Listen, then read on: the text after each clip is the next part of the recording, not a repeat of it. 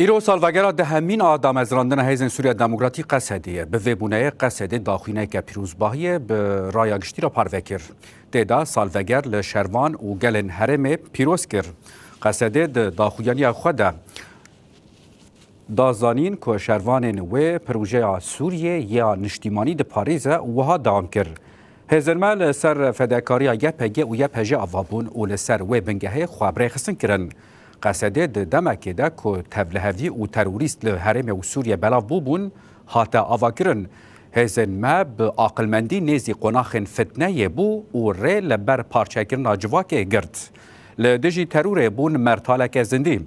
قصده گوت که هزن وان پارستنا ولات و مرووی دوری برجواندین تنگ هلبجارد هر وها اثبات کرد که او هزک سوریه به ناو گل سوریه شردکه 10 سال ده سر دامزراندنا هیزن مرا در باست بن دناوا وان 10 سالان ده ما به هزاران شهید جبو پاراستنا هرم جچتن داعش هر وها پاراستنا اولهی و آرامی دان شرمه لدیجی ترور نتن روبروبونه گلشکری بو شرکی هبون و تنبونه بو ما لشونا مروواتی شر ترور کر و جیهان جه ترور